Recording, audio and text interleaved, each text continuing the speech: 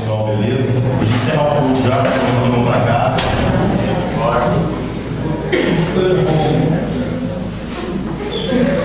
Esse cara é doido, esse Paul Washer é só lambada, sabe? É algo assim assustador. Ele vai vir no Brasil esse ano, mas infelizmente não dá mais pra ir.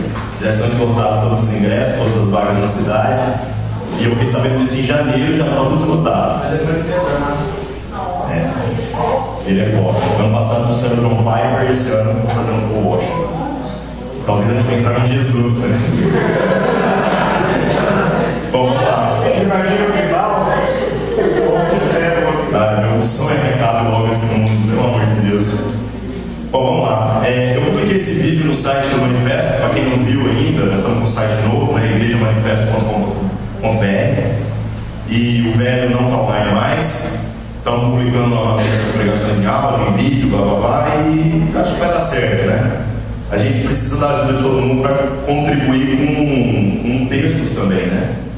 E não é só coisas que você escreve também não, de repente coisas que você viu às vezes na internet, que tem a ver com aquilo que a gente pensa, é legal, manda aí que a gente publica, beleza? E quando eu coloquei esse vídeo, eu fiquei assim muito surpreso, né? Porque às vezes a gente tem batido em algumas teclas, dizendo que Deus tem falado muito com a gente, e é estranho, porque parece que nós estamos remando contra a maré.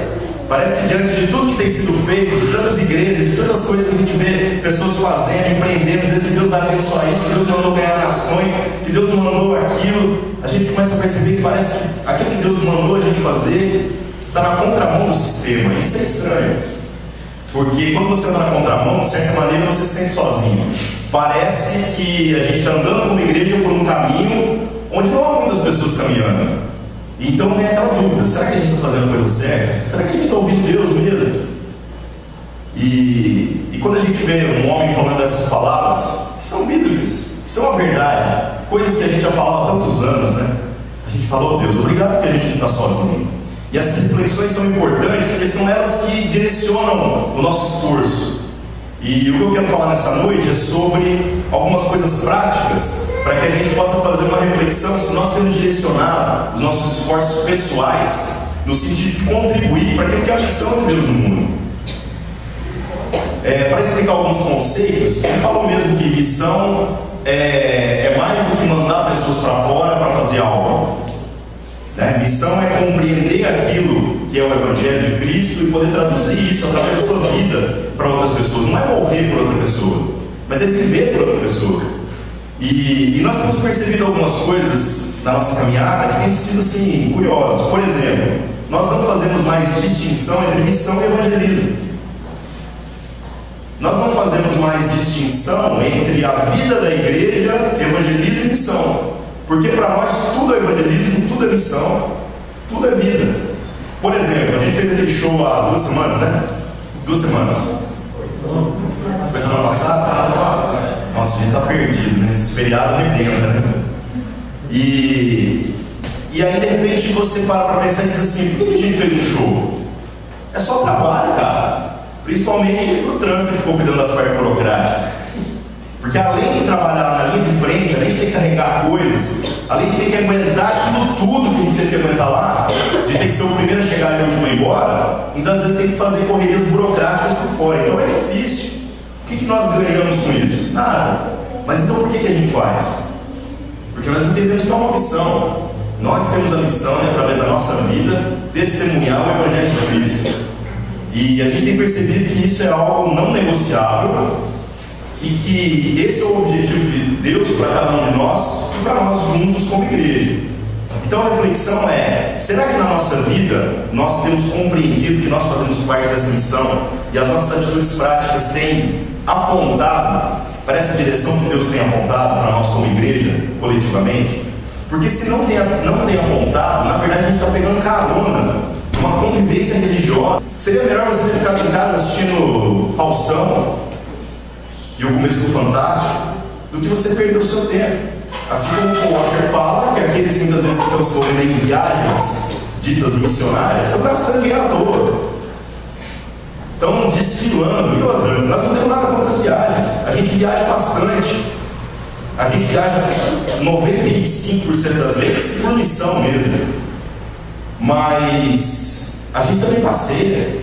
Não há nada de errado se você tiver a possibilidade de falar, eu vou para a Europa passar 2 meses lá, conhecendo. Tá certo, vai. Só não diz que está indo em nome de Deus se você não está indo. Porque isso é muito sério. E da mesma maneira, se a gente fica aqui, a gente se diz cristão, a gente se diz filho de Deus, a gente diz que vai seguir Jesus, então não diga se você não vai fazer. Porque você está atraindo condenação para si mesmo. É melhor você não prometer, mas ter uma vida coerente com aquilo que você diz, do que você abrir a sua boca para parecer bonito na convivência social e você se ferrar diante de Deus depois. Porque, sinceramente, a nossa salvação ela não está nem um pouco ligada, como o Gustavo bem falou, àquilo que a gente coloca no gasofilácio, e muito menos àquilo que a gente faz ou deixa de fazer. Mas as coisas que a gente faz ou deixa de fazer, elas são reflexo do nosso compromisso e intimidade com Deus. Então a gente percebe uma coisa: é melhor aquele que promete pouco, mas tudo que ele tem a palavra ele leva até o fim, do que aquele que fala tudo, mas não faz nada, ou faz 90% e fica sempre faltando 10%. Deus quer nos levar a um grau de maturidade, de comprometimento, onde a nossa palavra tenha valor, onde a nossa vida seja a tradução do Evangelho de Cristo para a missão que Deus tem sobre a terra se tornar visível. Então a gente precisa refletir alguns pontos. Eu estava refletindo em cima de algumas parábolas e eu percebi umas coisas curiosas. Por exemplo, as histórias que Jesus conta através das Escrituras, elas têm um padrão, elas têm um certo padrão. Geralmente o padrão é assim, alguém estava vivendo de uma determinada forma. Depois alguma coisa aconteceu que forçou essa pessoa a fazer uma reflexão. Aí essa pessoa reage àquela condição e a vida dessa pessoa daí em diante se torna diferente, seja para o bem, seja para o mal. Comece a ler as parábolas e perceber que a parábola parece que ela conta sempre a interferência de algo externo na história da vida de uma pessoa, e então a vida da pessoa dali para frente muda. Por exemplo, quando você chega lá, o jovem rico que chega diante de Jesus e fala assim: bom mestre, o que eu preciso para herdar a vida eterna?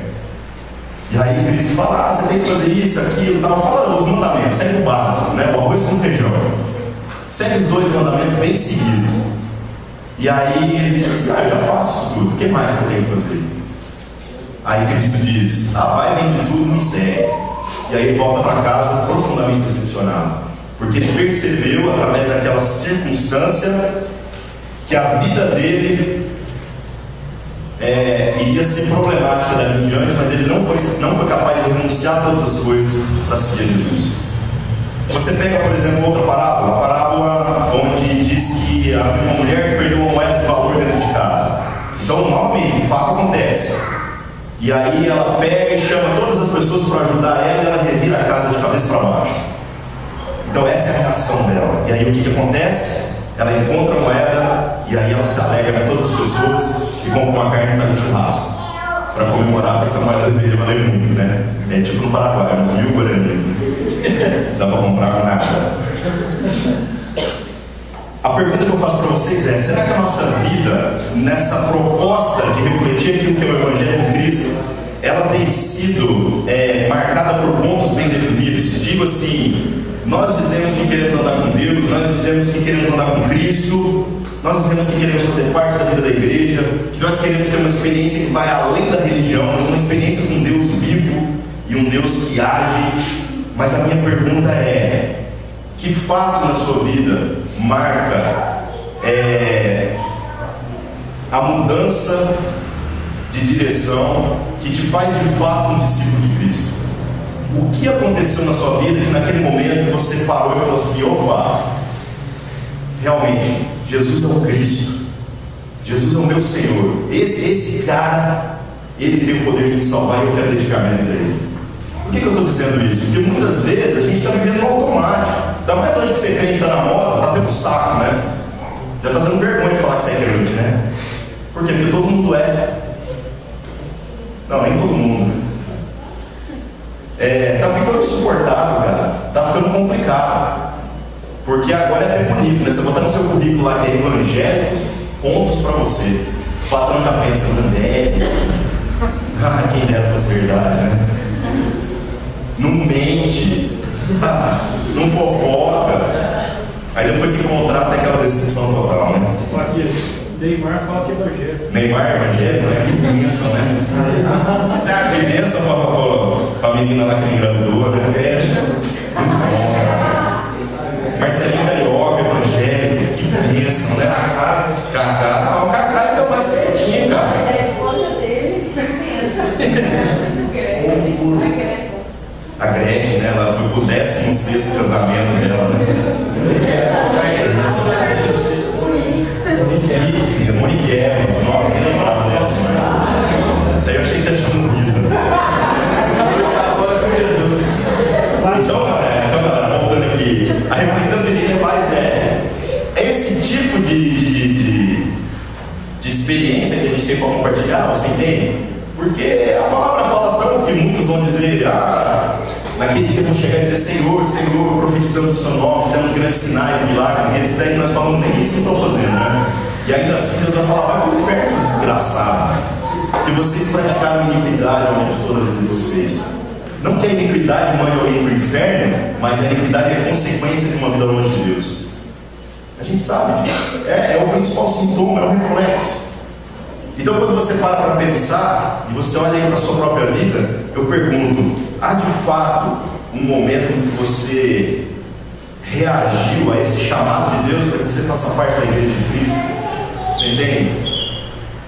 Você que realmente entendeu que Cristo te chamou e você respondeu a isso. Você diz assim: daqui diante a minha vida vai ser diferente. E de fato, daqui diante a sua vida foi diferente. Essa é a grande crise. Porque pessoas prometendo para nós, prometendo para outras pessoas dentro da igreja, prometendo para os pais, prometendo para os amigos, que vai fazer diferente, que vão fazer diferente, mas não fazer, isso aí nós estamos cansados de ouvir. É como se você chegasse dentro da igreja e dissesse assim: pastor, pode contar comigo. Aí mentalmente a gente já pensa assim: esquece o que esse cara falou. Porque se a gente criar expectativas, com certeza decepções vão acontecer.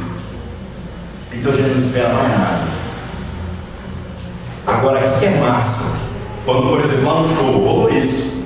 Algumas pessoas que estão lá no show, de repente você vê o cara tomando postura de homem, indo lá e resolvendo um problema, fazendo algo que tinha que fazer. Sabe, cada um desempenhando bem o seu papel. Aí você olha para as pessoas e fala assim: Deus, obrigado por aquela pessoa. Obrigado por aquela pessoa que entendeu tudo. A gente não explicou nada, mas ele entendeu tudo. Aquela pessoa que não está querendo fazer bonito para nós, mas já percebeu que faz parte de uma missão maior.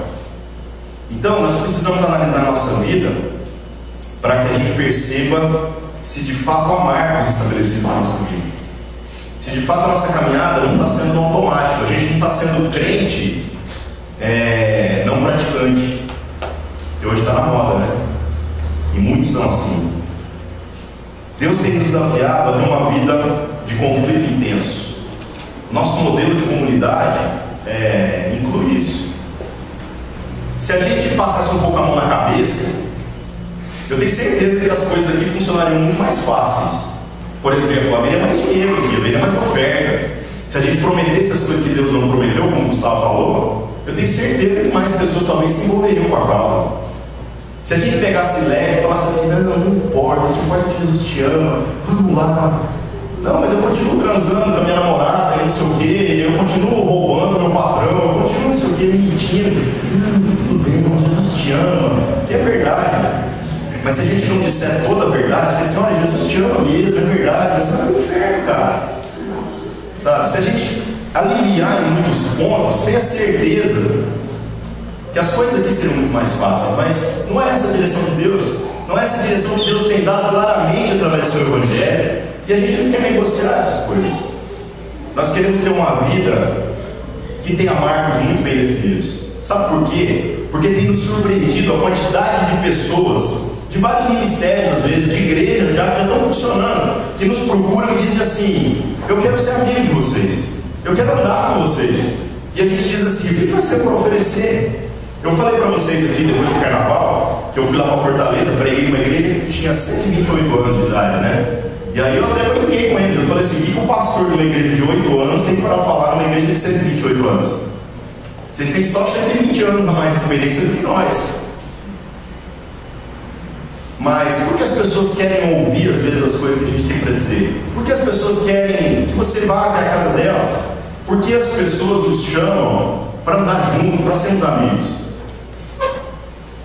O que de fato nós temos a oferecer? Porque quando eu olho para mim mesmo, eu digo assim, cara, em mim não tem nada de bom. Quando eu olho para vocês, principalmente os que eu conheço mais, eu digo assim, cara, a gente pisa na bola demais.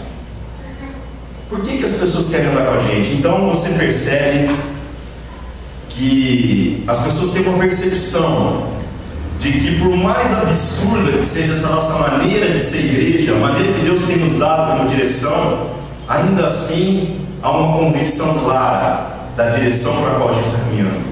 E aí as pessoas têm dito isso, as pessoas dizem assim, cara, eu nem entendo direito para onde é que você está indo, mas me leva, porque eu estou vivendo um cristianismo no automático, eu estou andando um dia atrás do outro, e aqui está indo tudo bem, tem dinheiro, tem tudo, mas eu não sei nem o que eu estou fazendo direito. Pelo amor de Deus, me leva. Deus tem feito muitos marcos na vida dessa igreja, e eu espero que a gente possa compreender que Deus quer fazer marcos na nossa vida, que a nossa vida tem que mudar radicalmente, que a nossa vida tem que ser uma resposta, começando as nossas próprias orações, mas também as orações das pessoas que estão lá fora. Ah, Deus, acaba com a pobreza em Uberlândia. É nós, gente. Aí você fala, mas como? Você acaba nem com a nossa? Não sei. Se fosse possível, não era o papel da igreja, era o papel do governo, tá entendendo? Se fosse possível, a gente ia lá protestar na porta da prefeitura, e aí o governo liberava uma verba e a gente resolvia todos os problemas. A gente está nessa que é impossível mesmo. Então o que nós vamos fazer? Repartir o que tem. E mais do que isso, ensinar pessoas um Cristo que traz um reino revolucionário. Então nós não vamos só repartir, porque a gente também não tem para ficar dando para os outros para sempre, mas nós podemos ensinar as pessoas a repartir, e aí a gente faz uma revolução. Ah, mas a violência em Uberlândia é difícil. O que nós vamos fazer? A gente tem que interferir.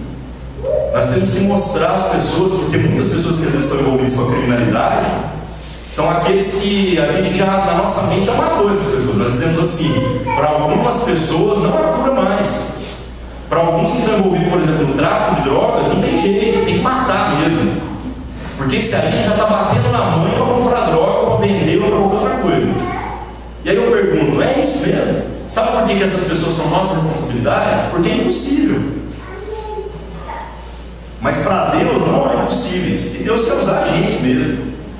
Então, que a nossa vida tenha marcos bem definidos, para que a gente saiba para onde a gente está indo. Para que a gente saiba de onde a gente saiu e para onde nós estamos caminhando. E nesse processo, todas as coisas que Deus colocar para a gente fazer, para a gente viver, essas coisas vão acontecer, vão dar certo. O Washer fala sobre a questão de que a missão é plantar igrejas. E é incrível como essa palavra caiu assim como uma luva mesmo, né? Para aquilo que a gente tem meditado nos últimos tempos. Porque nós, como igreja, temos assumido uma postura pública ao dizer que nós plantamos igrejas. Isso não é um plano de domínio do mundo, expansão mundial, fazer manifesto para tudo quanto é lado, porque se a gente quisesse fazer isso, a gente já tinha feito há muito tempo. Pelo contrário, a gente está nem aí para o nome.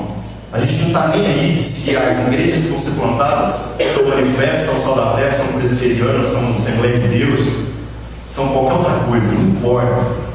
Nós estamos compreendendo a direção de Deus no sentido de cooperar com o reino, de servir, de fazer com que essa igreja possa viver intensamente as coisas de Deus, de maneira que isso possa ser replicado, de maneira que igrejas plantem igrejas e a gente perca o controle, para que um dia alguém possa vir e falar assim, cara, vocês reuniram um grupinho pequeno lá, de umas 70, 80 pessoas, e esse grupinho me inspirou, e hoje aqui nós alcançamos tantas pessoas, e a vida das pessoas mudou, marcos foram estabelecidos, a vida de uma comunidade mudou, a revolução do reino continua, mas nós temos que assumir a nossa responsabilidade. Então, irmãos, a reflexão é essa. Eu queria ler com vocês um texto lá em Lucas, capítulo 14, se você está em Bíblia, destrava sua Bíblia aqui no celular. Lucas 14, 28.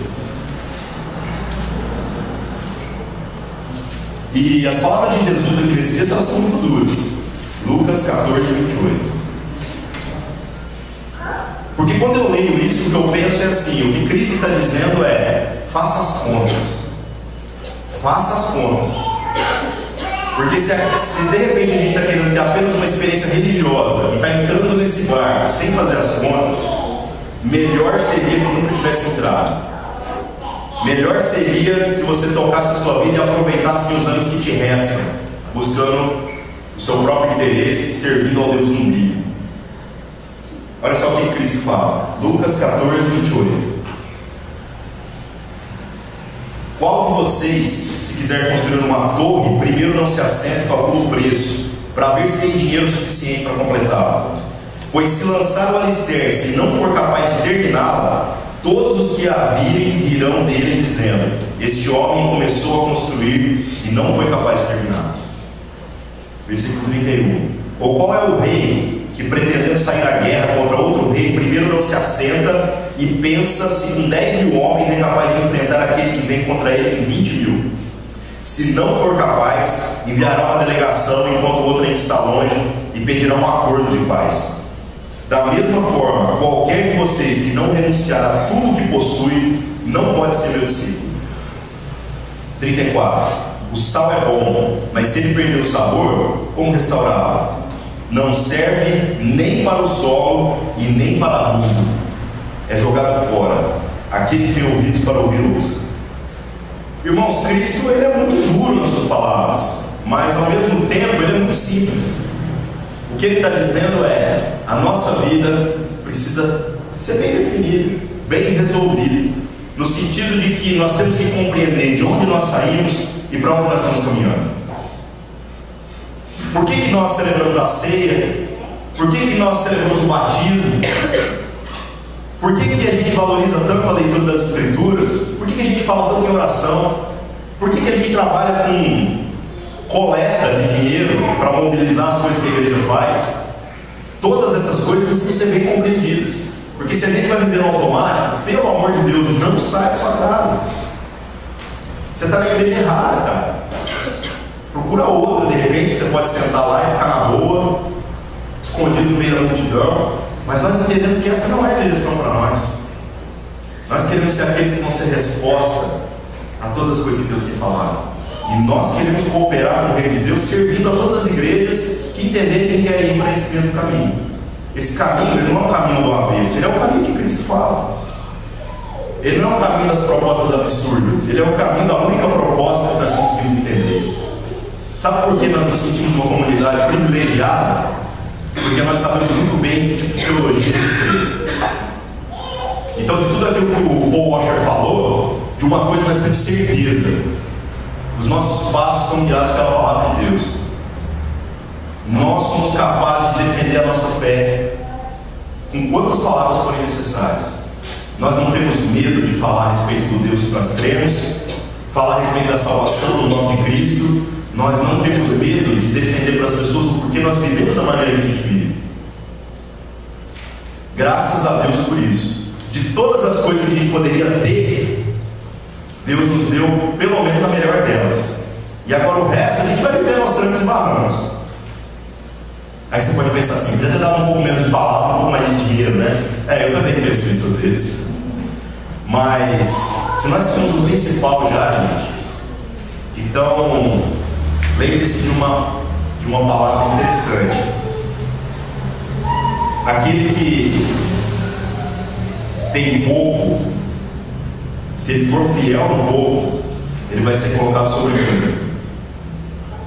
Mas se ele não for fiel, até o pouco que ele tem vai ser tirado.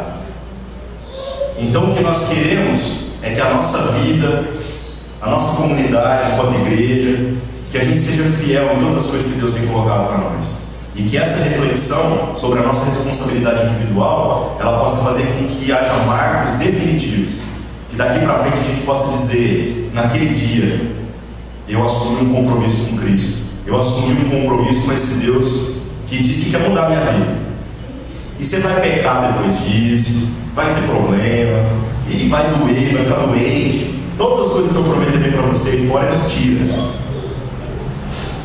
Vai ter um monte de coisa dando errado. Essa é a verdade. mas a sua vida vai mudar, porque Cristo é sempre que vai mudar. Ela não vai mudar no sentido de ter conforto, mas ela vai mudar porque a sua perspectiva de vida vai ser transformada. Você vai saber claramente de onde você saiu e para onde você está caminhando.